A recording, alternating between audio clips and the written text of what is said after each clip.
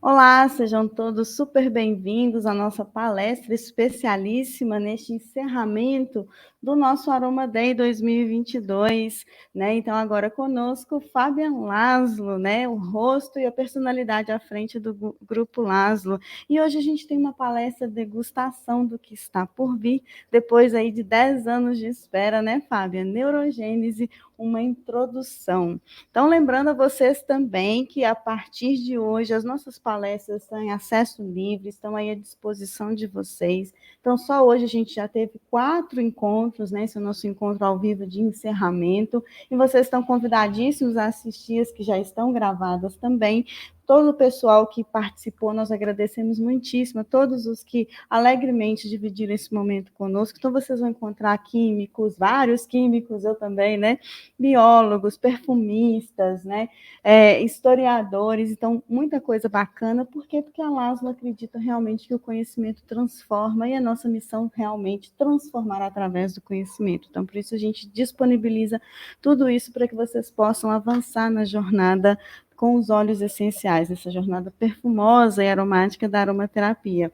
Queria lembrar também que o nosso blog em www.aromaterapia.com.br tem várias publicações. Nós fizemos publicação hoje também sobre o Dia da Aromaterapia. Mas sobre o Dia da Aromaterapia, especificamente, o Fábio pode contar mais para vocês. Então, só numa apresentação rápida, vocês já conhecem, ele é o CEO do Grupo Laszlo, aromatólogo, pesquisador, e o Dia da Aromaterapia deve muito à dedicação do Fábio ao longo desses anos. Você pode contar um pouquinho para a gente, Fábio? Boa noite, Patrícia. Boa noite a todos que estão aí conosco. Muito obrigado por tirarem aí esse horário à noite para nos assistir e estar nos acompanhando aqui. Hoje é um dia muito especial, porque é a data de nascimento de Gattefossé, 19 de dezembro, e foi por conta dessa data, né, ao estar fazendo pesquisa sobre data de casamento, uma série de coisas dele, e por volta aí de 2015 para 2016, nós tivemos em 2016 o nosso segundo Ciaroma, e naquele momento ali veio uma ideia, né, de uma possibilidade, será que a gente conseguiria ter no Brasil um dia dedicado à aromaterapia que pudesse entrar no calendário federal? Porque a gente tem dias no calendário federal aí, né, já sancionados pela Câmara dos Deputados, tem dia da salsicha, dia do chapeleiro, tem assim, o que vocês puderem imaginar, vocês vão encontrar dia de alguma coisa, tem de tudo. Então, a partir disso, né, eu aproveitei o Ciaroma de 2016, que foi um evento presencial, né, o Congresso Internacional de Aromatologia, onde nós fizemos o lançamento da editora Laszlo, e aproveitei aquele momento ali para propor aos presentes um abaixo-assinado para que a gente pudesse levantar essas assinaturas. Já tinha no abaixo-assinado a proposta da data, né? A data tinha que ser uma data de relevância, né, de importância muito grande. Apesar da gente pensar assim, 19 de dezembro, está tão perto do Natal, né? Talvez se fosse outra época, a comemoração poderia ter outra conotação, acontecer de outra forma, mas se a gente pensar que a aromaterapia, né, nós vivenciamos ela, estudamos e estamos aqui por conta dela, se deve ao Gattefossé, eu acho que nada mais do que justo a gente comemorar no dia que ele nasceu, né, que no dia que ele nasceu a aromaterapia já vinha junto ali com ele.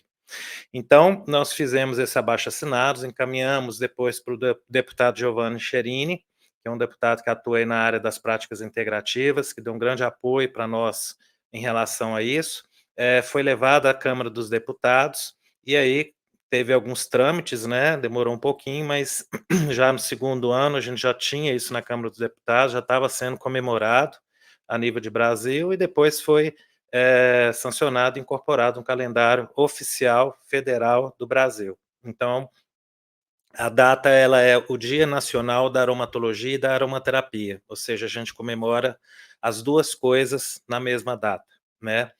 Então é isso, eu acho que uma coisa muito importante, interessante da gente falar ainda sobre isso, é que o Brasil é o único país do mundo que tem a aromaterapia e a aromatologia incorporadas no seu calendário federal como data comemorativa.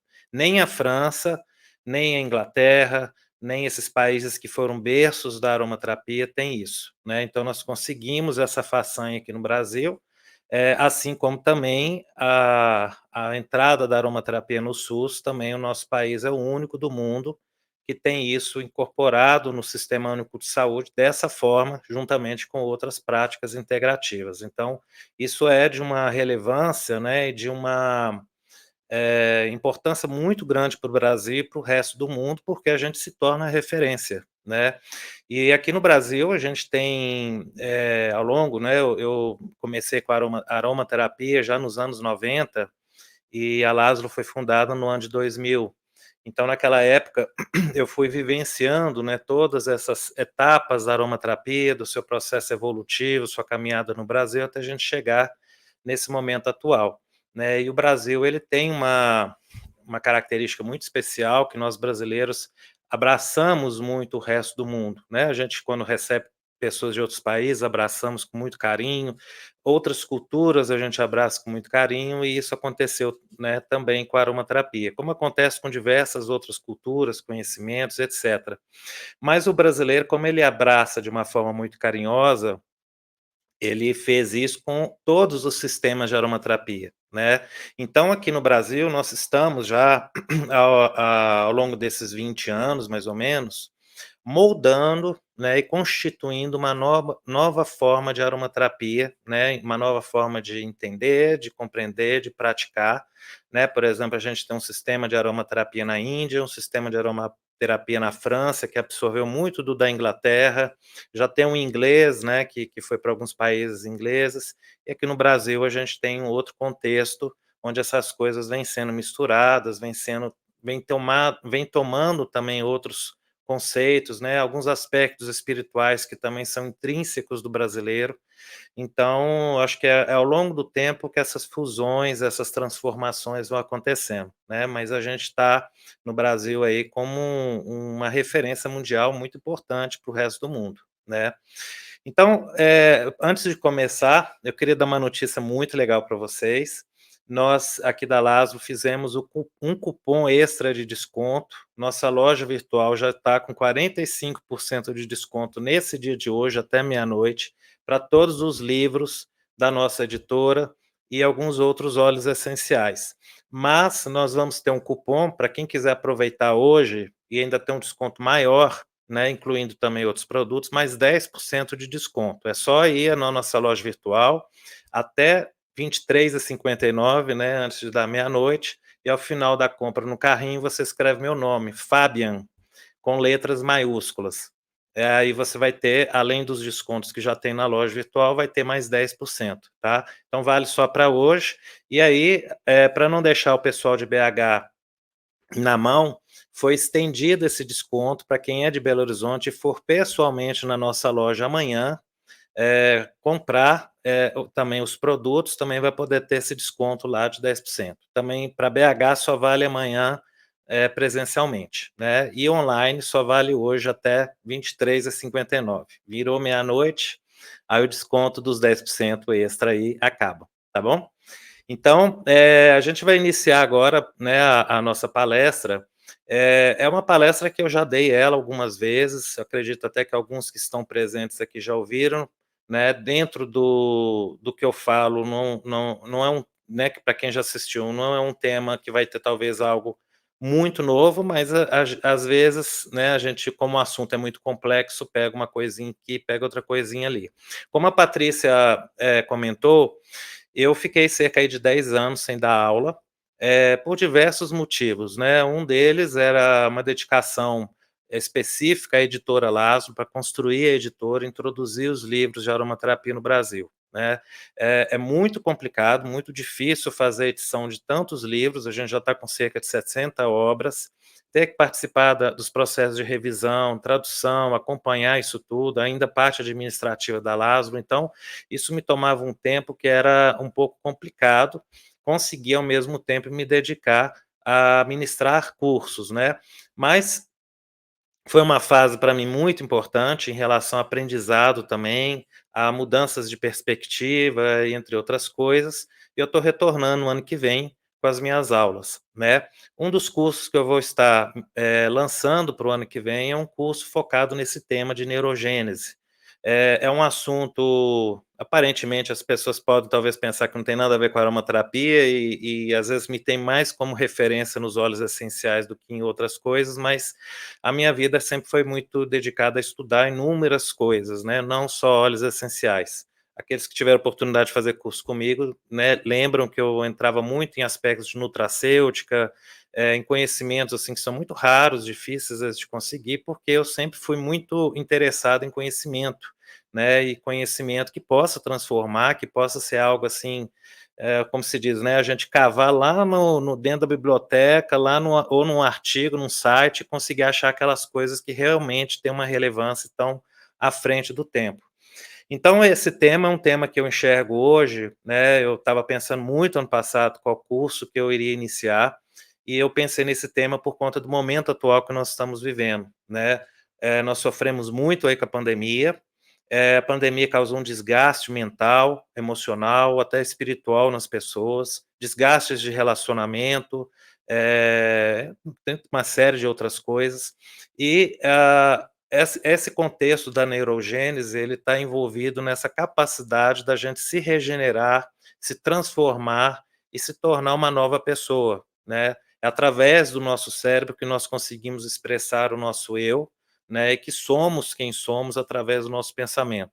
Então, se nós temos aí a capacidade de incluir recursos que possam favorecer esse processo, a gente consegue dar um salto mais rápido, né, em questões cognitivas, espirituais, né, na nossa capacidade de pensar e ir além das nossas próprias limitações do dia a dia.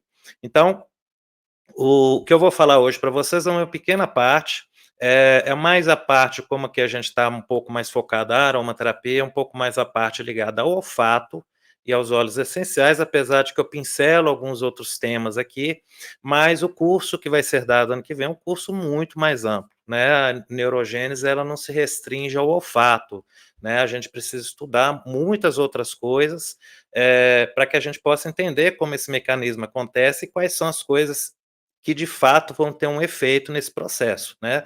A gente tem aí atividade física, meditação, tem uma série de compostos derivados aí de alimentos, de plantas, de cogumelos, uma série de coisas que a gente pode associar para que a gente possa ter esse resultado, acontecendo da melhor maneira possível. Então aqui eu vou dar uma pincelada para vocês, né, de alguns tópicos, é um pequeno resumo aí de 1 hora mais ou menos que nós vamos ter de um curso que é de muitas horas, né, com bastante conteúdo, muito rico, porque vão ter protocolos, né, de, ativos e extratos encapsulados para serem tomados, vão ter protocolos de atividade física, protocolos relacionados a outras práticas que vão ajudar a estimular esse processo no nosso cérebro.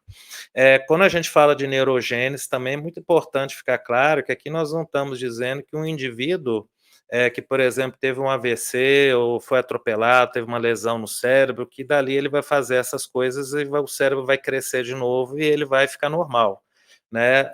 A gente tem uma complexidade muito grande envolvida nesse mecanismo, né. A gente tem sim, através desse mecanismo, né, e a estimulação dele, melhoras nessas condições de lesões cerebrais graves, mas a gente não vai conseguir nada milagroso, né. A humanidade ainda está caminhando para descobertas mais amplas, mas existe sim como a gente ter melhoras em alguns aspectos. Mas para quem não sofreu nada tão complexo, né, um acidente ou algo do tipo, a neurogênese ela acontece naturalmente dentro do nosso cérebro, no nosso dia a dia, e ela é um recurso muito importante para os nossos aspectos cognitivos, mentais, emocionais e até mesmo espirituais, né. Tanto é que a gente tem aí trabalhos muito interessantes sobre a atividade, né, de inúmeros psicoativos, como o DMT da ayahuasca, né, a psilocibina dos cogumelos, até mesmo o LSD, né, o ácido lisérgico também, são todas substâncias no campo dos psicoativos, que atualmente até está se falando muito disso, né, a gente tem aquele, documentário Como Mudar a Sua Mente, né, do Pollan, que saiu aí na Netflix, e recomendo quem não teve a oportunidade de ver. Então, a partir dessas coisas, né, que também ajudam a pôr a nossa espiritualidade para fora, né, que vem da mãe natureza. A gente tem todo um contexto de ações, né, e de estímulos que a neurogênese no dia a dia ela vai nos trazendo.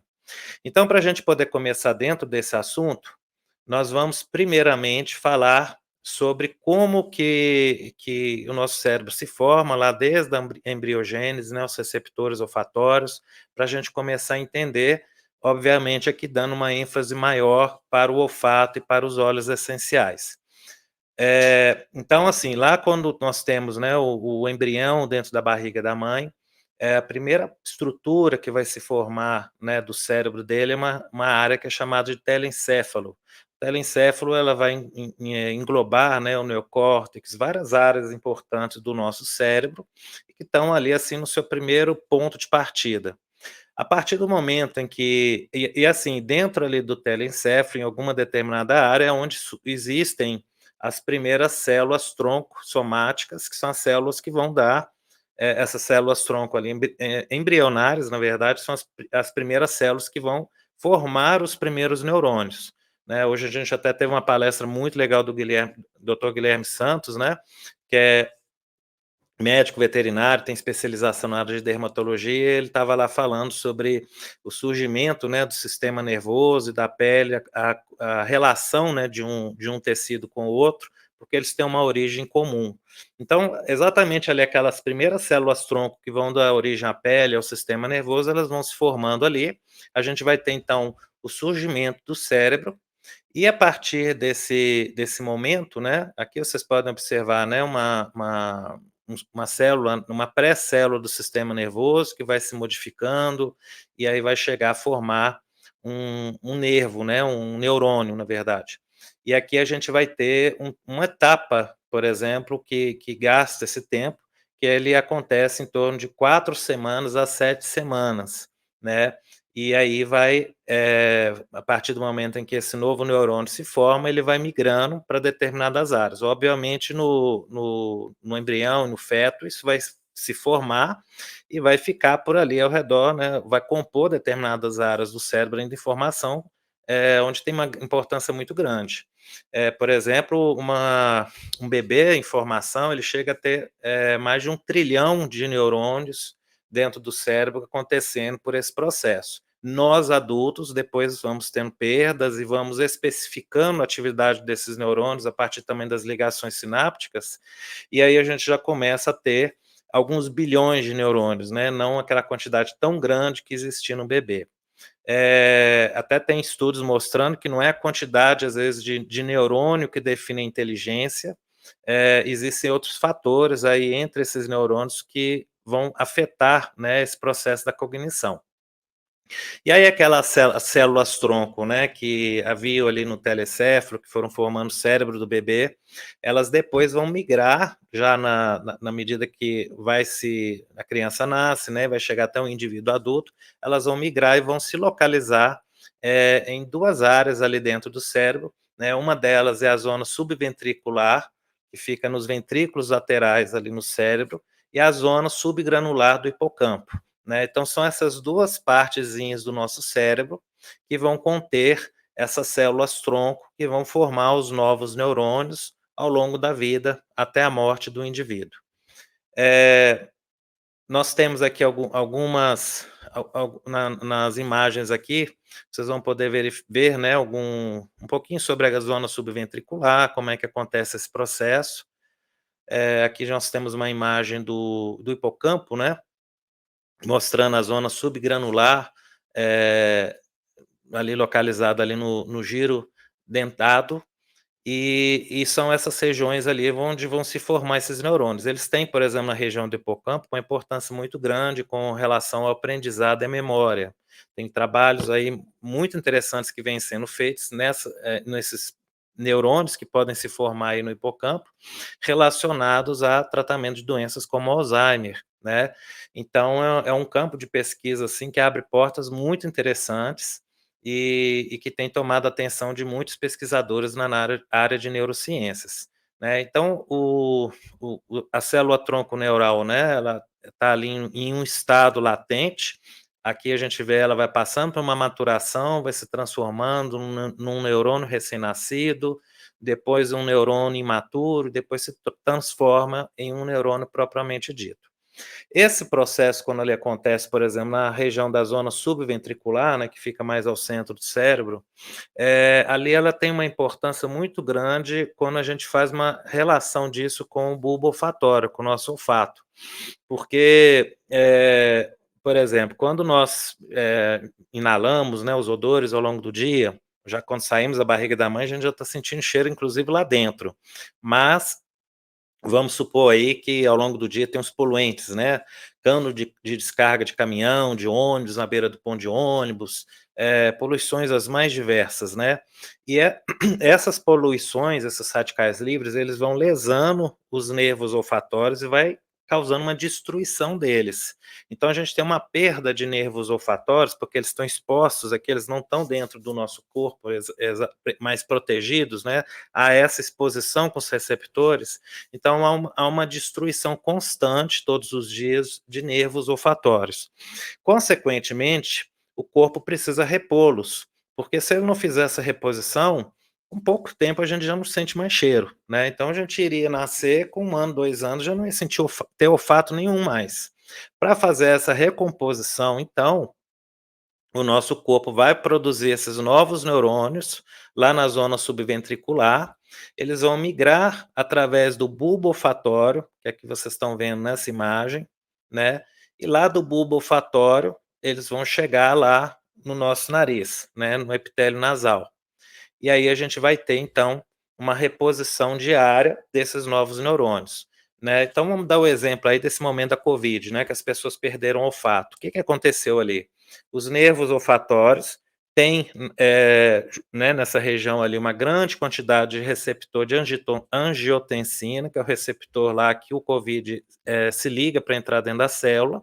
Acabava que entrava uma grande quantidade de Covid nessa região e destruía esses nervos todos, né, até mais profundamente lá para dentro. E aí, para que a pessoa voltasse a ter de novo olfato, ela precisa fazer um exercício olfatório, e que basicamente ele é definido pela vontade de sentir cheiro. Então você vai forçar o seu nariz a sentir cheiro de novo, principalmente com aqueles odores mais fortes. A gente alterna e usa muitos óleos essenciais. Vocês vão ver alguns aqui que são óleos essenciais neurogênicos, né, que vão estimular esse mecanismo, né, de produção de células neurais novas, para que a gente consiga fazer essa recomposição. Então, funciona mais ou menos dessa forma. Aqui a gente tem alguns esquemas mostrando os ratinhos, né? Esse caminho dos neurônios passando por ali. Temos aqui uma imagem, né, cortada ali de um dos ventrículos, né, mostrando aí essa migração dos neurônios também. E aqui a gente tem uma imagem esquemática do cérebro, né? Então a gente tem lá a zona subventricular, os neurônios vão passando, vão descendo, vão chegando lá no nariz, vão recompondo essas regiões. E a gente tem à direita aqui um exemplo possível, né, de como seria uma produção desses novos neurônios para recompor uma área do cérebro que foi lesada por um derrame, por um AVC. Como eu falei anteriormente, a gente não vai conseguir uma mudança muito grande num indivíduo adulto por esse processo unicamente.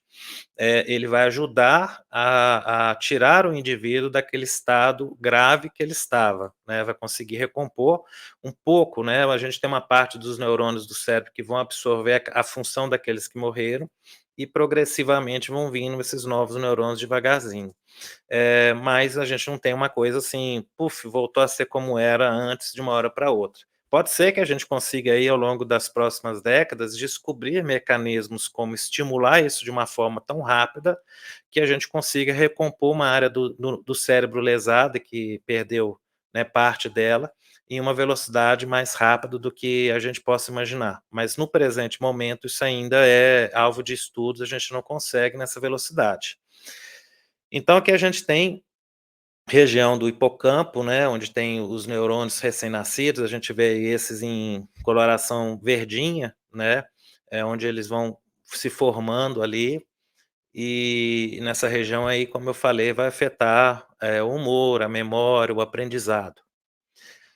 Aqui temos um estudo, na verdade, um relato de um caso de uma pessoa que não tem bulbo olfatório, né, aí a gente fica, assim, meio prensado na parede, e esse caso, como é que faz? Porque perdeu o olfato aqui, né, e como é que os novos neurônios vão chegar lá para repor, se não tem o bulbo olfatório? Então isso ainda é alvo de estudo, a gente ainda não sabe como acontece, pode ser que o próprio cérebro ache caminhos paralelos, né, crie conexões, pequenas passagens, né, para que isso aconteça, porque são pessoas que apesar de não ter é um caso de uma pessoa que não tem bulbo olfatório, mas sente cheiro. Então, há uma outra rota que o organismo está utilizando. É igual aquilo que eu falei anteriormente.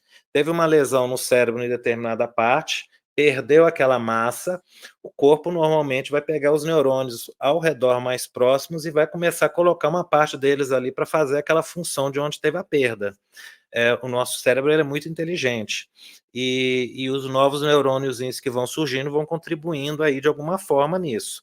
Mas, no indivíduo que já nasceu sem o bulbo olfatório, o corpo já desde o nascimento ali já vai tentando achar caminhos alternativos. Então, com certeza, alguma coisa ali o corpo encontrou como um meio de substituir o bulbo olfatório, para que esse indivíduo tenha olfato e tenha ali, esses efeitos todos que são necessários, né, correspondentes a esse processo.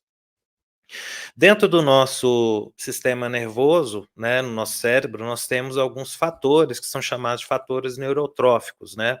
O mais conhecido de todos é o BDNF, que é um fator neurotrófico, é produzido ali pelos próprios neurônios, né, que tem uma função de estimular um mecanismo de neurogênese, de formação de novos neurônios, né. A gente tem um outro fator neurotrófico, que é o NGF, que é o fator de crescimento de nervos, tem a neurotrofina 3, e existem outros, agentes, né, envolvidos também nesses mecanismos, mas que são de outros grupos, né, alguns, elementos aí associados a alguns genes, né, que quando são ativados expressam mais aquilo, coisas que vão contribuindo, né, de alguma maneira com esses processos.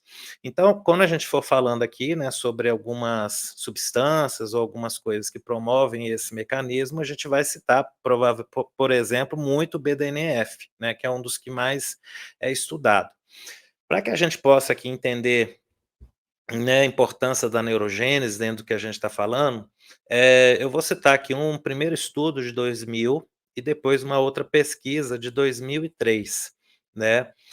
Por exemplo, no ano de 2000 a gente teve um estudo da doutora Jéssica Malberg, que demonstrou que inicialmente, de forma preliminar, que os antidepressivos inibidores, né, da recaptação de serotonina, promovem aumento da neurogênese.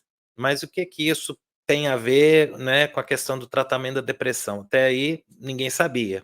Em 2003 nós tivemos um primeiro estudo que foi feito pelo Dr. Luca Santarelli, onde ele separa grupos de ratos, e aí um grupo de ratos, para ele tinha um grupo controle, tinha um grupo de ratos que recebia fluoxetina, esses ratos, o rato que recebia fluoxetina tinha um processo de depressão que foi induzida nele, e tinha um segundo grupo que recebia também fluoxetina, com a depressão induzida, mas foi dado para esse rato um bloqueador de neurogênese. Então, os ratos que tinham depressão e tomavam fluoxetina ficavam bem. A depressão acabava, eles ficavam mais animados ali na gaiola, resolvia o problema, em detrimento ao grupo controle com depressão induzida e que não recebia nada, ficavam todos lá parados, em estado lá, parado mesmo lá na gaiola, sem querer nem sair, para se movimentar. E aí o grupo que recebeu a fluoxetina e o inibidor de neurogênese ficou igual o rato do grupo controle, ficou lá estático, não queria não queria sair pela gaiola, movimentar, ele continuou no estado de depressão. Esse processo aconteceu porque, baseado já nesses estudos que vinham do ano de 2000, começou a se descobrir que a neurogênese, ela é induzida por vários antidepressivos. Então, quando a gente faz um tratamento com esse citalopram, fluoxetina, tem uma infinidade de antidepressivos, né, sertralina, esses antidepressivos eles vão estar atuando, no nosso cérebro, promovendo a neurogênese. É por isso que os antidepressivos precisam mais ou menos de uns 2 meses de uso constante para que eles mostrem resultado. Você não vai ter resultado aí com uma semana, da noite para o dia, porque é ao longo de mais ou menos uns 45, 60 dias que a gente vai ter instaurado dentro do cérebro, a formação de novos neurônios que vão contribuir no processo terapêutico. Aí vem a seguinte pergunta: por que que o indivíduo parou de produzir esses novos neurônios, né? Porque a gente nasce produzindo e de repente em um dado momento da vida para. Tem inúmeros artigos, inúmeras pesquisas nesse campo demonstrando que isso pode ser desencadeado por um trauma, né, um processo traumático, né, por exemplo, uma pessoa que foi para a guerra, passou por coisas horrorosas, né, de ondas lá, e ela volta com um estresse pós-traumático violento, né, isso desencadeia esse processo.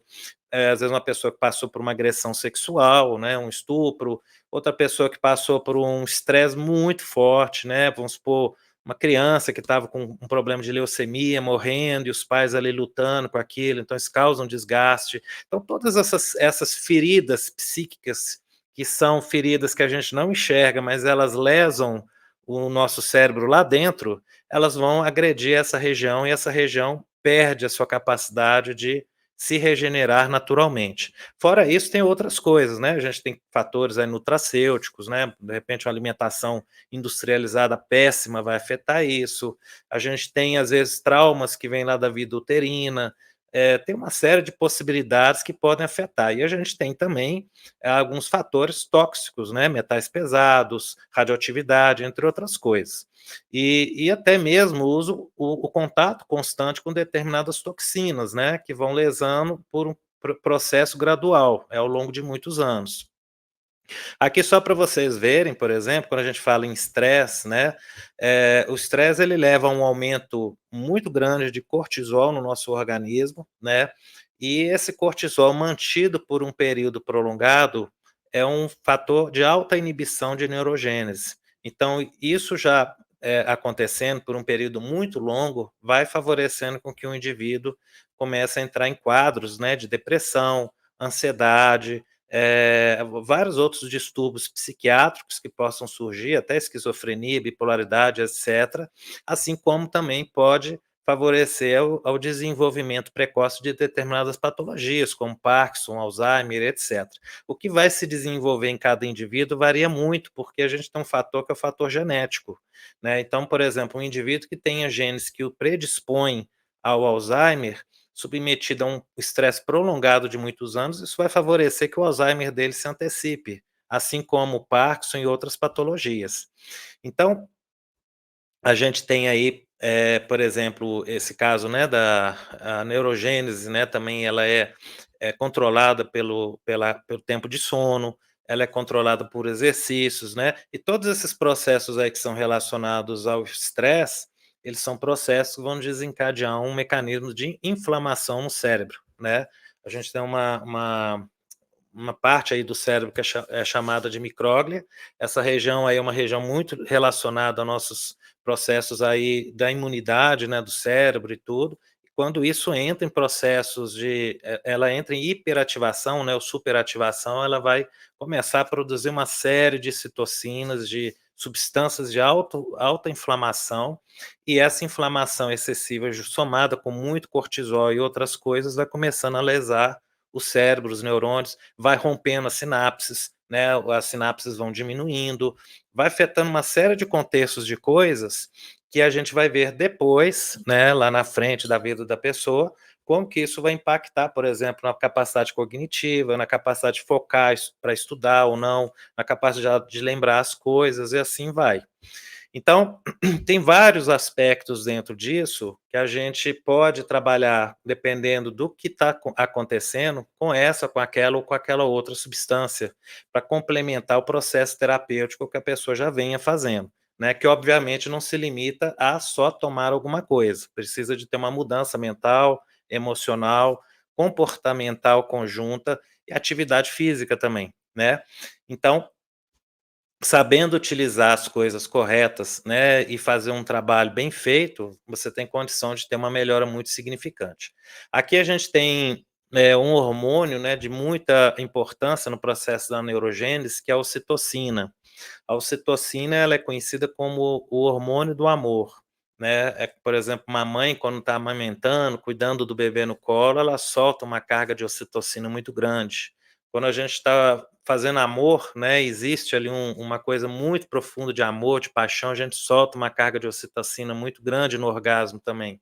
Então a ocitocina demonstrou capacidade de estimular a neurogênese e, de certa forma, se a gente for pensar que a falta de amor, a falta de carinho, né, tudo isso quando falta na nossa vida, a gente deprime, a gente se encolhe, a gente atrofia e atrofia o cérebro também, né, a área do cérebro relacionada às nossas emoções, né, que vai estar bem nessa área central, com esses neurônios novos se formando ali, que vai pegar um pouco do sistema límbico também nas proximidades ali com relação às nossas emoções, né, sentimentos. Essa região aí, ela é uma vez que a gente não tenha, né, esse banho de ocitocina no nosso cérebro, a gente vai começar a ter uma falta de estímulo nessa região, né, de promover, né, esses mecanismos aí neurogênicos normais.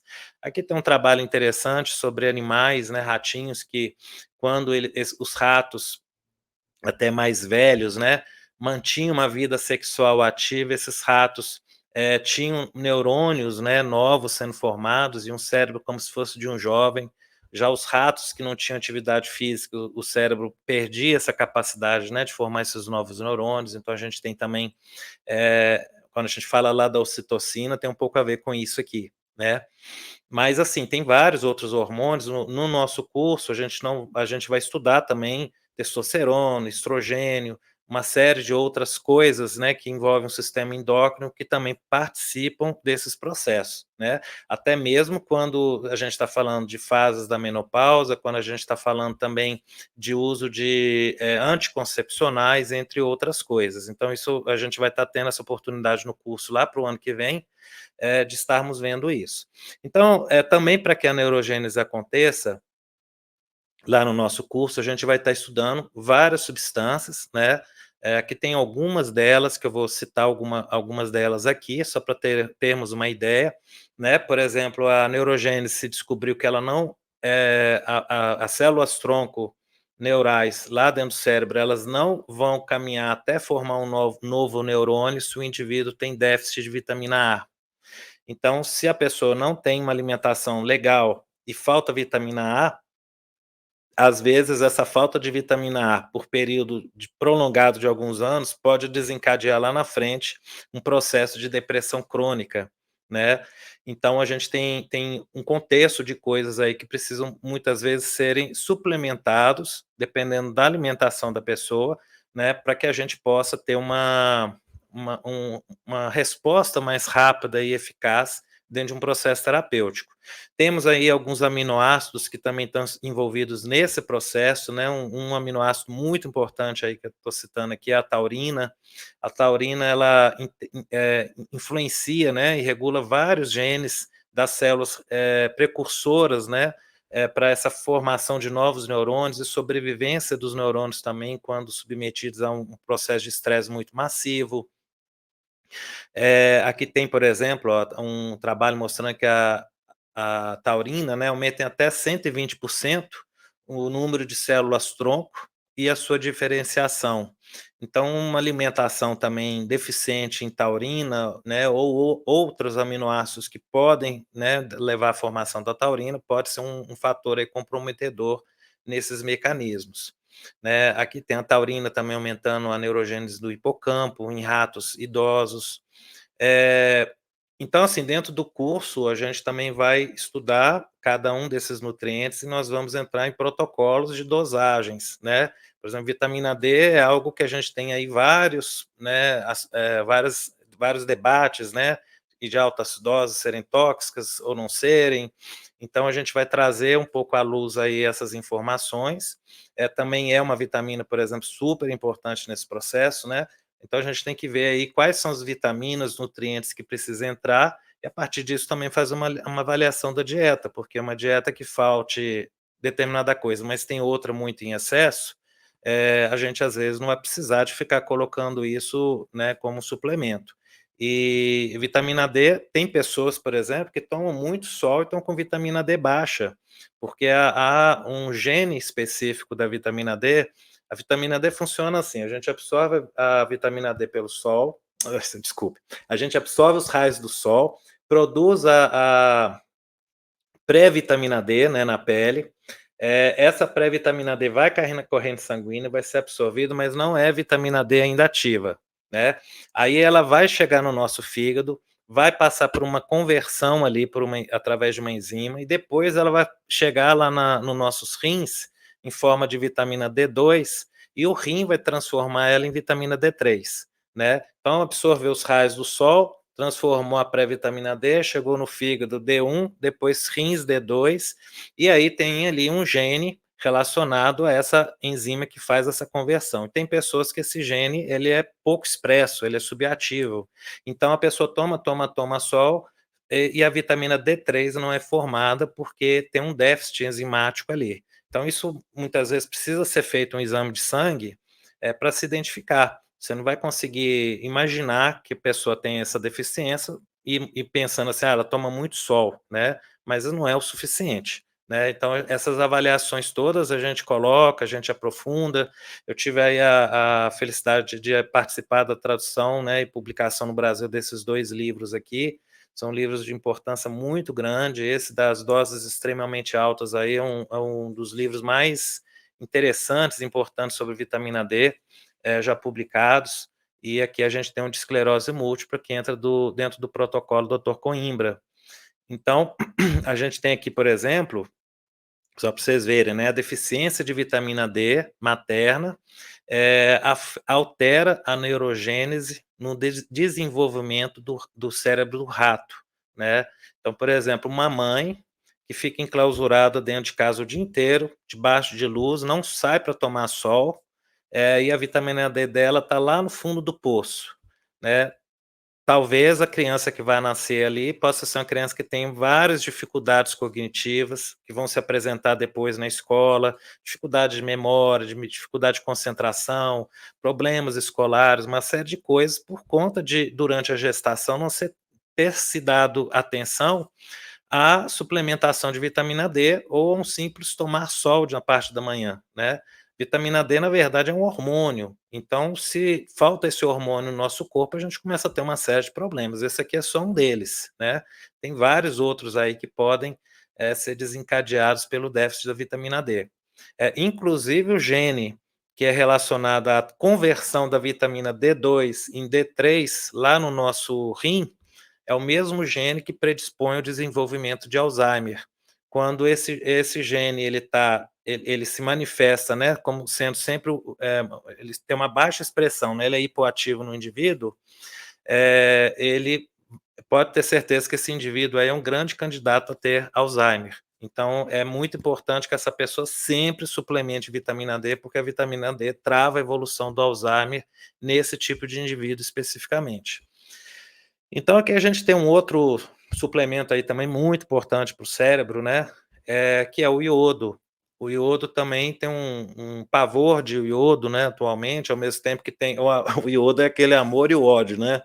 Ao mesmo tempo que tem que ter iodo no sal para ninguém ter bócio, ninguém pode tomar iodo em excesso, que senão vai ficar doente, né. Mas, tem alguns poréns aí em relação a isso, a gente até publicou esse livro aqui, que é A Cura pelo Iodo, que é um livro fantástico, que desmistifica alguns mitos em relação ao iodo, né. Por exemplo, só para vocês terem ideia, quando as pessoas fazem reposição de iodo na forma do Lugol, né, vou dar um caso aqui de exemplo. Vamos supor, a pessoa tem hipotiroidismo, né, ou melhor, tem tiroidite de Hashimoto. Aí vai fazer uma suplementação de Lugol, que é o iodo, né, o iodeto de potássio e o iodo metálico diluído, aí se toma as gotinhas. E aí essa pessoa com tiroidite de Hashimoto, ao invés de melhorar, ela piora e fica assim, péssima, né. E aí, porque assim, tem muitos livros e sites que falam que o Lugol, que é a reposição de iodo para para tireoidite de Hashimoto é bom, ajuda. E de fato ajuda com alguns indivíduos, mas tem outros que ficam péssimos. E aí o que acontece? Que a pessoa fica pior do que ela estava antes. Porque o iodo, ele é um elemento antioxidante, ele é um elemento quelante do nosso organismo, ele ajuda a eliminar radicais livres. Quando a gente tem mecanismos também de inflamação, ele ajuda a eliminar essas toxinas também que vão surgindo. Só que quando a pessoa já está com a tireoidite de Hashimoto, ela já está com a tireoide no máximo ali dessas toxinas, inflamada, cheia de problema. Se você entope demais iodo, aí você faz ela virar uma bomba nuclear. Então, o que a gente precisa de entrar num caso desse para fazer com que o corpo elimine essas toxinas e esse iodo não cause prejuízo, não agrave o processo autoimune? A gente precisa entrar com selênio. O selênio é que vai fazer esse processo um mecanismo antioxidante de limpeza, retirando, acalmando esses processos inflamatórios. Aí tem toda uma questão mais complexa que envolve enzimas antioxidantes, como a glutationa e outras coisas que fazem esse trabalho conjunto de selênio com iodo ali dentro da tireoide. Então, é muito importante, quando se vai suplementar iodo, se saber quais são, né, os protocolos, quais são os casos que a gente suplementa e quais são as dosagens, para que a gente não coloque a pessoa que está usando em uma situação pior do que aquela já estava. E aí, só para fechar sobre o iodo aqui, a gente tem o desenvolvimento cerebral nesse estudo aqui. Foi uma pesquisa muito legal, acho uma das mais interessantes que a gente tem em relação ao iodo já feitas no mundo. Os primeiros seres vivos que foram surgindo na água, né, os primeiros peixes e depois vieram os primeiros anfíbios. Naquela época, esses primeiros animais marinhos, eles não tinham tireoide, né, não tinha tireoide porque não tinha necessidade, a água é cheia de iodo, né, as algas são cheias de iodo, então já tinha contato com isso com frequência. Na hora que eles começam a rastejar e ir para o solo e saem da água, eles precisam de iodo para manter os processos de desenvolvimento celular, precisam de iodo para poder manter os mecanismos de desintoxicação do corpo, e se não tivesse uma forma de estocar o iodo, isso não seria possível. Então, foi onde se desenvolveu a tireoide e onde se criou um mecanismo de se ligar o iodo a uma proteína, né, que aí vem as tiroxinas, né, o T3, T4, e aí vai aí para fora uma grande complexidade. Então, eles fizeram um estudo muito legal aí o pesquisador, onde ele colocou numa bacia girinos, né, e adicionou ali nessa espécie específica de girino que ele estava fazendo estudo, ele adicionou iodo na água. O iodo estimulou o desenvolvimento do cérebro dos girinos de uma forma tão intensa, que quando esses girinos foram se transformando em sapos, o cérebro deles foi saindo para fora, o crânio rachou, de tão grande que o cérebro ficou igual, parecia aqueles sapos alienígenas, né? Um sapo ET cinza, né? Com aquela cabeça gigante, de tanto estímulo, né? De formação ali de novos neurônios que aconteceu. E isso explica também por que algumas culturas, como os japoneses e algumas outras que têm um consumo muito grande de algas e derivados do mar, que acabam tendo uma carga muito grande de iodo, tem um nível de inteligência, né, a parte cognitiva ela é mais desenvolvida. Então, além disso, a gente tem, por exemplo, a vitamina B12, que também interfere muito nesses processos, né? Ela é de extrema importância também para a tonicidade do sistema nervoso. Temos aí a melatonina é um neurogênico assim, impressionante, de extrema importância, né? A gente de noite vai dormir e produz melatonina para regenerar o corpo inteiro e principalmente o sistema nervoso. Então a gente vai ver dosagens e meios de usar coisas associadas aí com a melatonina para estimular esse processo, né, de produção dela, para que as coisas aconteçam de uma forma mais eficaz, né, durante a noite, durante o sono. Inclusive tem óleos essenciais que a gente pode combinar, tem uma série de coisas que vão complementar e estimular esse processo a ocorrer de uma maneira mais potente, né.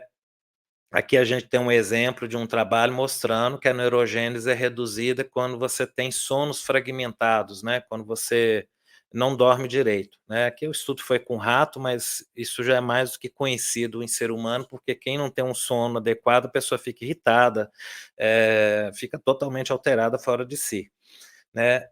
E aí dentro desses ativos, né, tem alguns exemplos aqui, inúmeras coisas que têm potencial para ser usado, né, de fitoterápicos diversos.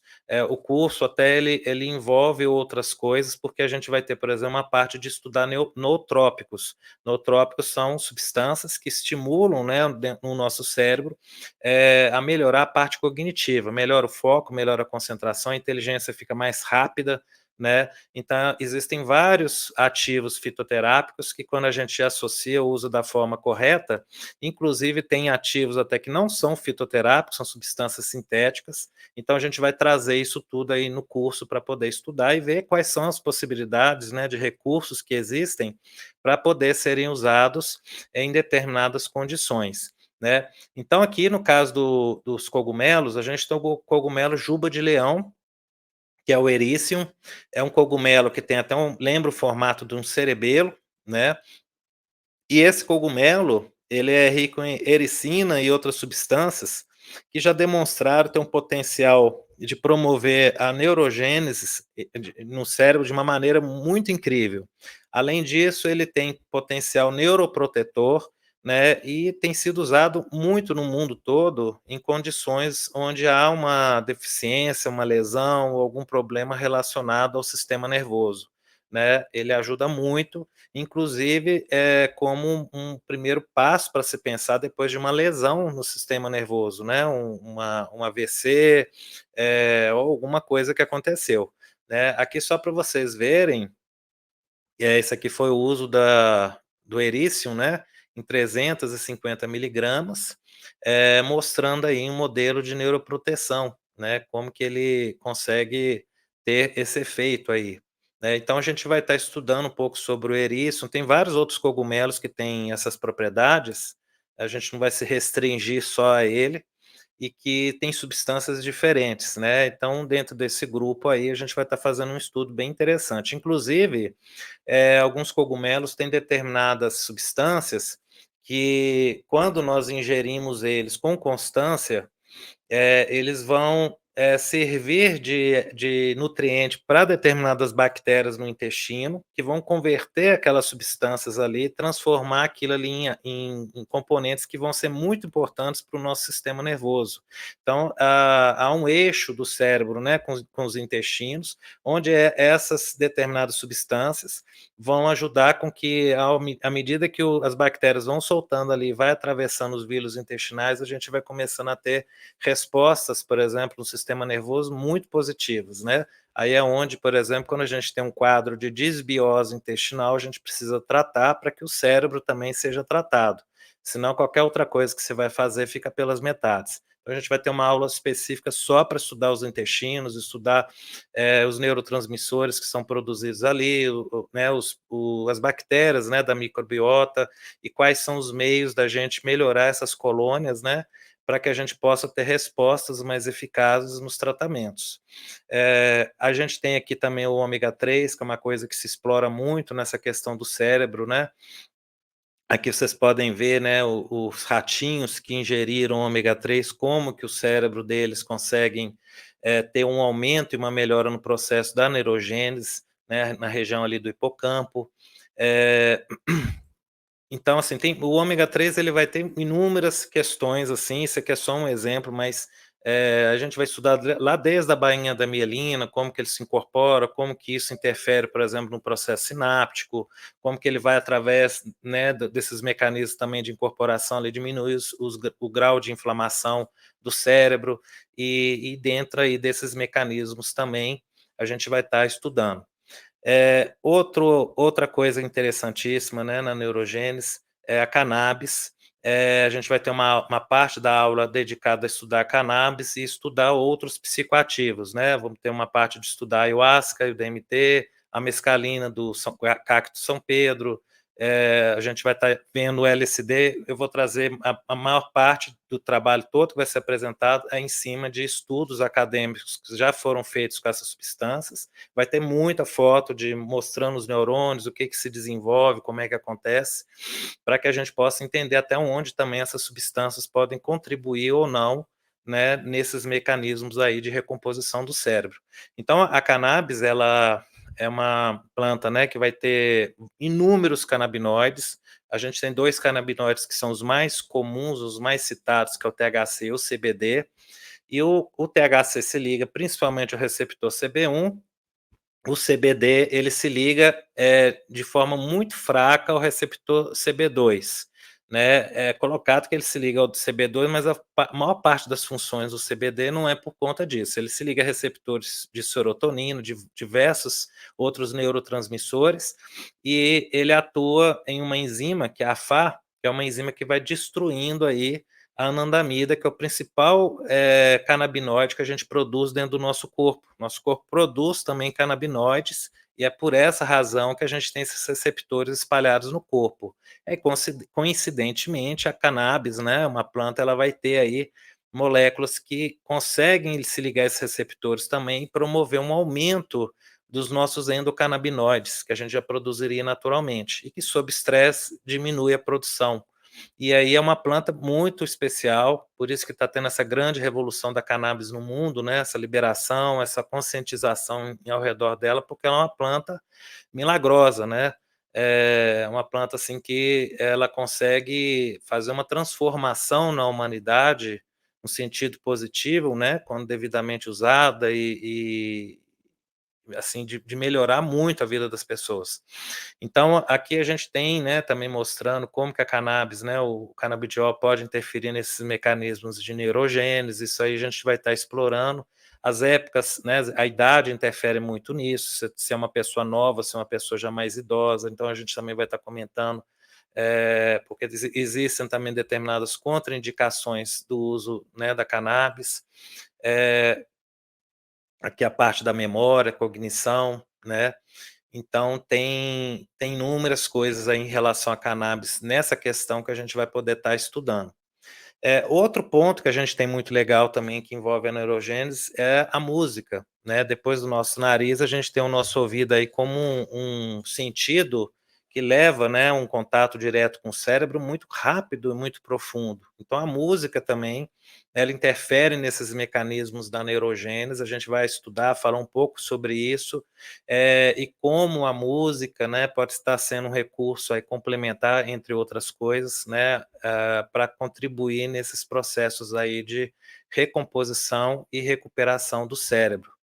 Eh, e aí nós chegamos aqui na questão do olfato, né, para quem trabalha com aromaterapia, é o que interessa acho que a maioria de vocês. Então, a gente vai entrar aqui, vocês lembram lá atrás quando nós falamos dos receptores olfatórios, como que isso era formado lá no cérebro do bebê, depois foi indo, né. Então, por volta da década de 90, nós tivemos uma publicação de um trabalho muito legal, que foi o seguinte: os pesquisadores pegaram lá uma plaquinha Petri, né, de laboratório, colocaram ali os espermatozoides, num canto tinha um pouco de octanol, que é uma molécula que tem cheiro de limão, e do outro lado tinha bourgeonal, que tem cheiro de rosa. Descobriram que os espermatozoides, desculpa, os espermatozoides, quando sentiam o cheiro de limão, corriam em sentido contrário, fugindo, e quando eles sentiam o cheiro de rosa, eles corriam na direção do bourgeonal, né. E a partir desse estudo, depois de algum tempo, nós chegamos em 2004, né, vejam que isso foi antes, né, foi nos anos 90, então deu a intuição de que a gente tinha algum receptor, alguma coisa que permitiu o espermatozoide sentir cheiro, e aí lá em 2004 a gente teve o prêmio Nobel de Medicina da Linda Buck e do Richard Exel, em relação ao olfato, né, demonstrando aí que 3% do nosso código genético do ser humano é relacionado ao sentido do olfato. E que, se a gente for fazer uma análise da complexidade estrutural do nosso corpo, 3% é muita coisa para a quantidade de células, funções, enzimas e uma infinidade de coisas. Então, a partir daquele momento ali, nós começamos a ter outros trabalhos vindo, e naquele estudo lá já do ratinho para frente, nós tivemos o Dr. Hans Rath, que eu acho que é uma personalidade mais importante hoje no mundo à frente desses estudos, vários trabalhos, muitas vezes tem ele como mentor, né, acompanhando, e aí o Dr. Hans Rath, ele começou, junto com pessoas de diversas universidades, né, apoiar estudos os mais diversos. Esse aqui, por exemplo, é um trabalho que foi feito em relação a câncer, né, eles colocaram ali também numa plaquinha células de câncer de fígado que morrem, né, entram em apoptose quando tem contato com citronelal, que é uma molécula que está presente na citronela e no eucalipto citrodora, no óleo essencial dessas plantas. E aí eles conseguiram, utilizando um vírus, inibir a expressão desse receptor olfatório para o citronelal. E aí, quando se coloca o citronelal nessas células de câncer, não acontece nada, elas não morrem mais, elas só entram em processo de morte celular quando tem um receptor olfatório ativo na membrana das células. Então, vendo isso aí, a gente já imagina inúmeras possibilidades que podem se abrir à frente, né, desses estudos. Eu tenho estudado já há muitos anos, né, como esses receptores interagem com diversas coisas, né. A gente tem receptores olfatórios dentro do cérebro que podem interagir com o mecanismo de neurogênese, podem estar relacionados ali na região do hipocampo com o desenvolvimento mais grave ou menos grave do Alzheimer. Então tem uma série de possibilidades de coisas que vêm sendo descobertas e que a gente, com certeza, vai ter isso aí no futuro, mudando a medicina, né, em todos os sentidos. Aqui é uma curiosidade só para saberem que, por exemplo, o sandalore, que é uma molécula sintética que tem cheiro de sândalo, se ligou a um receptor olfatório que tem na pele, que induz a regeneração da pele, né, a reptilização. E esse mesmo receptor tem no folículo piloso, quando o sandalore entra em contato com esse receptor no folículo piloso no cabelo, ele induz o crescimento de cabelo. Então também tem trabalhos aí mostrando o uso do sandalore em shampoos e outras coisas para estimular o crescimento capilar. Esse mesmo receptor do sandalore, o santalol ou outros derivados de sândalo não se ligam. O santalol já é outro caminho, outra coisa que ele vai, né? Então a gente não, nem sempre o que tem cheiro parecido vai ter a mesma função, porque tem a ver com a estrutura da molécula. E aí esse caso aqui é bem legal, porque a gente pensaria: "Ah, só coisas naturais que se ligariam aos receptores". Não, tem coisas sintéticas que se ligam, e algumas com funções até muito boas, né. Só só pra ter uma ideia, por exemplo, a Laso tem um sérum, que é o sérum Cleópatra. Na composição do sérum Cleópatra tem Sandalore. O Sandalore ali, ele entra com essa função de regenerar a pele, né, é uma das coisas que eu agreguei na composição dele por conta disso. E entra como um bioativo. Aqui a gente tem inúmeros tecidos, né, onde foram localizados receptores, praticamente todas as células do corpo têm. Aqui tem o epitélio olfatório, né, já do nariz, com os receptores já específicos, né, dos nervos do epitélio nasal. Aqui a gente já tem um trabalho, uma pesquisa muito legal, mostrando que, por exemplo, a gente tem receptores olfatórios presentes nos rins, e quando a microbiota intestinal decompõe alguns ácidos graxos, esses ácidos, é formado o chamado ácido butírico, que é um ácido graxo de cadeia bem curtinha. O ácido butírico entra pelo intestino para a corrente sanguínea, e lá na corrente sanguínea o ácido butírico se liga a esses receptores nos rins e controla a pressão sanguínea. Então, a gente pode, talvez, em alguns casos, ter indivíduos que desenvolvem hipertensão arterial, porque tiveram aí um uso excessivo de antibióticos, de medicamentos que mataram a flora. E aí a carga de ácido butírico que precisava não é produzida de maneira suficiente para fazer esse controle. A gente tem aqui também um trabalho, né, que eu acho que é um dos estudos mais interessantes com relação ao óleo essencial de turmérico, demonstrando o potencial dele, né, em induzir a formação dessas novas células neurais, né, a partir das células tronco presentes ali dentro do cérebro. Foi identificado que o componente ativo é a turmerona. Então aqui a gente tem as imagens, né, mostrando os neurônios ativos se formando, como que isso acontece. Aqui também tem uma imagem nessa região exatamente onde esses novos neurônios formam.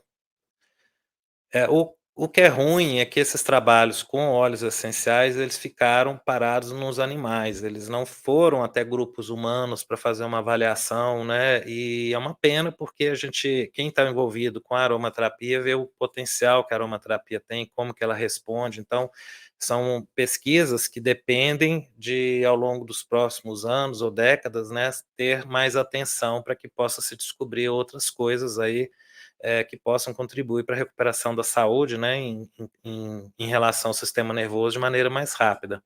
Aqui tem a curcumina, que também demonstra esse potencial, que está presente no turmérico, teve um efeito parecido com a turmerona, só que a curcumina você não inala, e a turmerona você inala, ela vai entrar dentro lá do cérebro, atravessando a barreira hematoencefálica.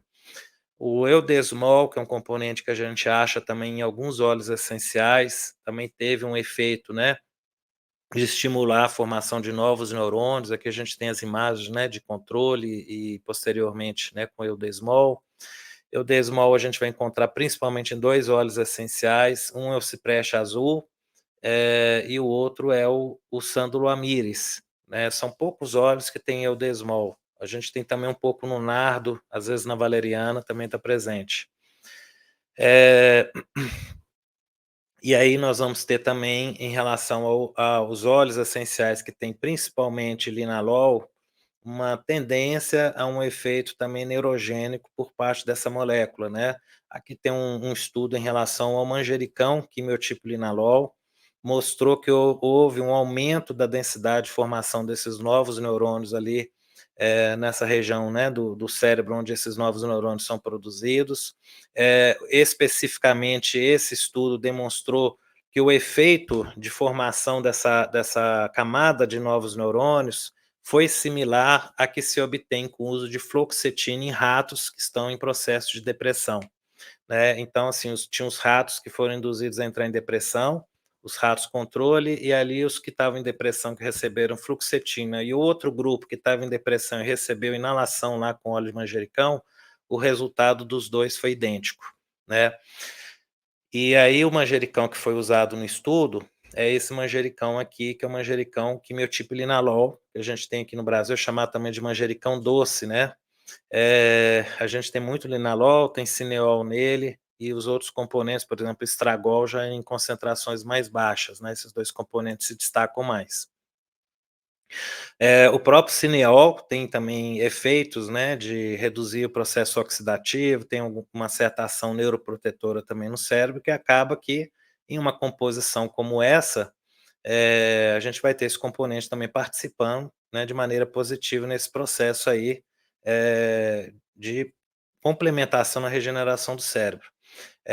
Aqui tem estudo do linalol em relação a esses mecanismos, né, de neuroproteção, aqui tem uma plantação de manjericão, eh, aqui tem, por exemplo, um trabalho, né, que saiu publicado sobre o uso, né, de inalação do óleo de salves clareia, que é um óleo riquíssimo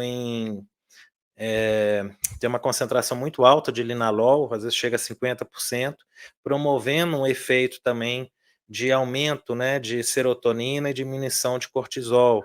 Foi um estudo não focado em neurogênese, mas com certeza, foi por conta muito desse mecanismo aí que teve esse efeito. Aqui é a plantação de salves clareia, para quem nunca viu. Lavanda também, que é riquíssima em linalol, tem um estudo aqui também demonstrando, atividade nesse mecanismo também, né, e como que isso acontece. Nós temos aí vários trabalhos já publicados sobre a ação neuroprotetora da lavanda, né, parte da ação da lavanda também na ansiedade envolve um pouco esses mecanismos de atuação no cérebro. Aqui tem o limoneno, né, do óleo essencial da laranja, demonstrando potencial também de atuar, nesses mecanismos aí dos neurônios, né, do cérebro, aumentando, por exemplo, a formação de novas sinapses, então, crescimento, né, dos axônios, né, dos neuritos ali, dessas ligações. Aqui a gente tem o geraniol também, que é outro componente que a gente acha no gerânio, acha em vários óleos essenciais também tendo efeito aí, principalmente neuroprotetor.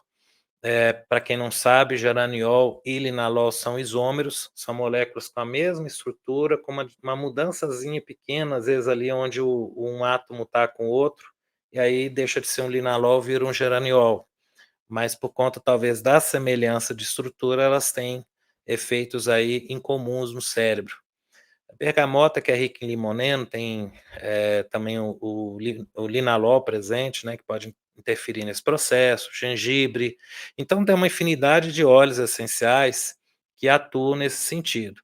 O que a gente vai fazer lá no curso é pegar esses óleos, tentar entender quais têm uma atividade mais neuroprotetora, por mecanismos de desinflamação, quais são de fato, até hoje, pesquisados que são neurogênicos, quais associações desses óleos podem ser feitas e que óleos podem ser combinados com os outros ativos, né, e outras formas de tratamento para que a gente possa melhorar essas questões todas cognitivas.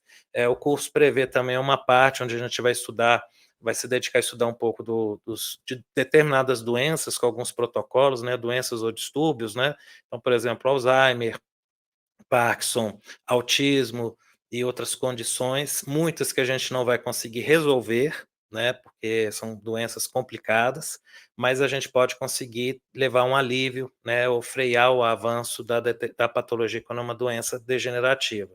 Né, e aquilo que é o caso, por exemplo, do autismo, a gente tem recursos que podem melhorar muito, né, as condições da criança, do adolescente, né, que sofre dessa condição. E aqui a gente tem também, com relação à neurogênese, né, vários elementos tóxicos que agravam a sua atividade, né. Então, por exemplo, no curso a gente vai ter uma parte para estudar essas substâncias que são neurotóxicas, né, a gente vai ver agrotóxicos, vamos ver diversas coisas que interferem nesses mecanismos, né. Não sei se alguém já leu alguma coisa a respeito, mas tem determinados agrotóxicos, por exemplo, que dentro do cérebro causam uma disrupção nesse mecanismo de neurogênese e que durante a gestação pode fazer com que a criança nasça com autismo, né, pode agravar um processo de uma criança normal, ela ter uma reação inflamatória no cérebro, desenvolver um processo de distúrbio de cognição muito similar ao autismo na infância. Então, a gente vai estar vendo também essas questões aí que são importantes de se conhecer, né, estar atento para que a gente possa interferir de alguma maneira positiva na vida da pessoa. Aqui só para vocês verem, né, que também existem medicamentos que podem interferir no processo da neurogênese. Esse estudo aqui, que teve mais de 1.000 medicamentos testados, demonstrou que desses mais de 1.000 medicamentos, os medicamentos que tinham de fato efeito de inibir, né, a neurogênese, inibir as formações sinápticas, ligações sinápticas entre os neurônios, eram as estatinas. Então aqui vocês vão ver, por exemplo, ó, nessa primeira linha aqui das 24 horas, você já vê ali no meiozinho, o neurônio, ele, comparado com o de baixo, né, que está cheio de ligações sinápticas, aqui você vai ter no de cima pouca ligação sináptica e você vai ter uns caroços, né, nessas regiões externas ao núcleo do neurônio. Esses caroços são mitocôndrias, que eram para estar no núcleo do neurônio ali dentro dele, né, da estrutura dele, e migram ali para fora, e aí o neurônio começa a funcionar a baixa energia, ele começa a não produzir, né, energia direito para ele funcionar de forma adequada.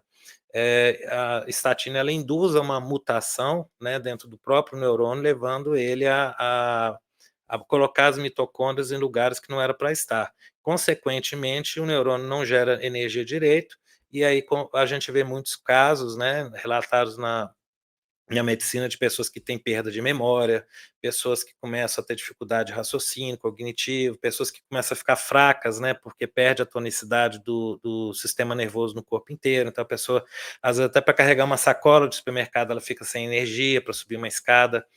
Então tem a ver também com esses mecanismos, né. Então a gente vai estar vendo aí quais são os medicamentos, drogas e outras coisas que interferem nesses processos, para que a gente possa estar atento em condições em que o indivíduo esteja com algum problema de saúde mental e emocional, se avalie se isso está presente ou não em uso para que se perceba se, de repente, esse fator é um fator que está desencadeando aqueles problemas que ele está vivendo. Né? Aqui, por exemplo, para vocês terem uma ideia, tem esse relato aqui de estatina interferindo até na perda de audição, né? Então, tem estatina que faz a pessoa perder o olfato, ela fica com anosmia também, tem relatos também já publicados. Então, a gente tem aqui, já tinha sido falado sobre um pouquinho, né? Pincelei sobre os neurônios, sobre os hormônios, né? Nessa questão. Tem aqui o cigarro, né, que também foi algo que demonstrou um efeito de impacto muito grande na neurogênese. Então, vocês estão vendo aqui o antes e o depois, como que vai sendo tudo destruído, né, essa região ali do hipocampo, como que ela sofre uma agressão profunda. Aqui tem novamente vários elementos, né, que podem ser utilizados para contribuir nesse processo da neurogênese. E e aí, basicamente é isso, né, nós fechamos aqui essa pincelada geral para vocês poderem entender. Aqui debaixo, né, na parte, né, do descritivo no YouTube, tem um link que, se vocês quiserem se inscrever para esse curso para o ano que vem, independente se vai fazer o mesmo para o ano que vem, coloque lá o seu contato, porque as pessoas que tiverem se inscrito ao longo desses períodos aí que a gente está fazendo essa palestra, vão ter um desconto na inscrição do curso, né, quando ele for lançado. Ainda não estou com a data definida do lançamento, provavelmente vai ser lá para o meio do ano, iniciozinho do segundo semestre, tá? Mas vai ser um curso, acho que muito interessante para quem trabalha aí com diversos assuntos relacionados à mente, às emoções, né, e outras coisas. Aqui tem o meu contato, para quem, acho que muitos aqui já conhecem a Lázaro, né, mas tem aí, para quem é novato, está chegando agora, né, onde podem buscar mais informações.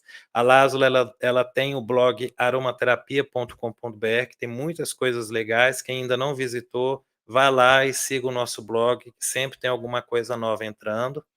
E aí tem também os nossos canais no Instagram, Facebook, que vocês podem estar seguindo, para sempre que sair alguma informação nova, a gente poder estar em contato, tá bom?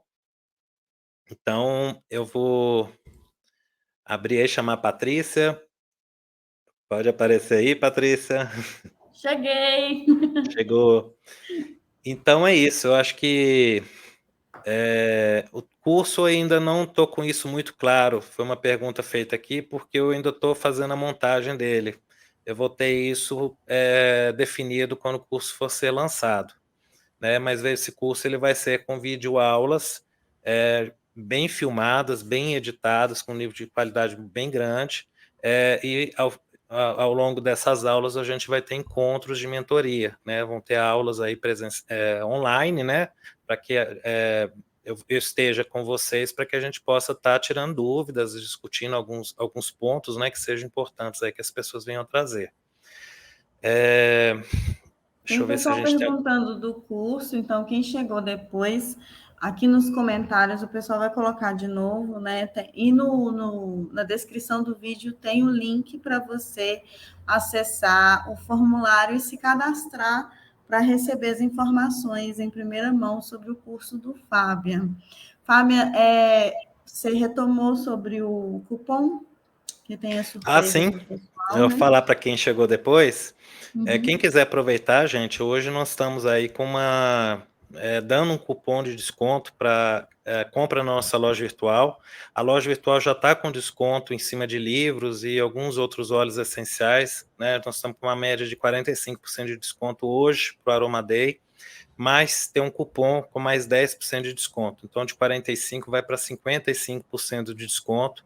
É só você adicionar os produtos no carrinho, né? E aí, lá no finalzinho da compra, você coloca o meu nome, Fabian, em letras maiúsculas, garrafais. Aí você vai ter mais 10% de desconto, além dos descontos que já estão lá acontecendo. E isso vale somente hoje até 23h59. Quando der meia-noite, acabou essa promoção. O cupom não vale mais. E amanhã, quem for de Belo Horizonte, né, porque agora a nossa loja física está fechada, não tem como ninguém ir lá, mas amanhã, quem quiser ter o desconto e for presencialmente na nossa loja física, vai poder ganhar esses 10% de desconto também nos produtos que estão em promoção lá, tá bom? É só ir lá na loja e falar com as meninas, com a Carolina, com a Fran, e elas vão poder estar concedendo desconto para vocês. Então, assim, eu gostaria de agradecer a todo mundo que chegou até aqui no final, né? Nós já estamos aí em 21h20. Eu acho que a gente teve um Aroma Day muito espetacular, porque o que mais tem me encantado ao longo desses anos, desde que a gente conseguiu essa vitória para o Brasil, é ver o movimento nacional acontecendo, né? As pessoas apaixonadas pelo tema dos óleos essenciais, da aromaterapia, do olfato, e esse movimento ele acontecendo em cada cantinho do nosso Brasil, né? Eu, assim, recebo no meu WhatsApp as pessoas que são donos de farmácias, que têm lojas de produtos naturais, sempre tem alguém me mandando, me compartilhando, mandando lá as propagandas que faz do Aroma Day, do dia da aromaterapia, isso, aquilo. Então, assim, é muito gratificante a gente ver que termos conseguido essa data para o Brasil é algo que consegue trazer tanto envolvimento das pessoas, né, com tanta alegria. Então, que a gente tem aí no próximo ano um novo Aroma Day, né, para 2023. Espero que seja um ano melhor do que os anos anteriores, né, mais longe aí da pandemia, né, com o país, nosso Brasil e o nosso mundo se recuperando. E gostaria de deixar, então, aqui para vocês também uma mensagem, né, de Feliz Natal, de um Feliz Ano Novo para toda a família de vocês. E contem sempre conosco da Lázaro, que a gente está aqui sempre tentando buscar conhecimento, recursos naturais, e aquilo que é possível poder tentar transformar esse mundo em um lugar melhor para se viver. Eu até costumo falar com as pessoas assim que se a gente não trabalhar nesse momento dessa vida para tornar esse mundo melhor, se de fato existe reencarnação, quando a gente voltar, nós vamos voltar num lugar pior do que nós estamos, né? Então, muito melhor a gente começar a resolver essas coisas por cá, tornar o mundo um pouco melhor, para quando a gente voltar, a gente está num lugar melhor do que a gente esteve, né? E isso vale também para os nossos descendentes. Então, fica essa mensagem aí para a gente em 2023, se esforçar no máximo possível, né, ao nosso redor, pelo menos na família, quem está mais perto, em tentar levar essa luz de transformação para um 2023 cada vez melhor até o final do ano. Grande abraço para todo mundo. Perfeito. Perfeito. Um abraço a todos, agradecemos a presença de todos. Os vídeos estão gravados à disposição de vocês para essa jornada aromática, sempre em crescimento. É um presente da Lázaro e de todos os participantes para vocês também. Aproveitem bastante, curtam, compartilhem. Se não é inscrito no canal ainda, pode se inscrever, que qualquer publicação nova vocês são avisados também. Um super final de ano a todos, parabéns a todos pela jornada perfumosa e a gente se encontra aí pelos canais da Lázaro. Super abraço, gente. Até abraço, gente. Tudo de bom.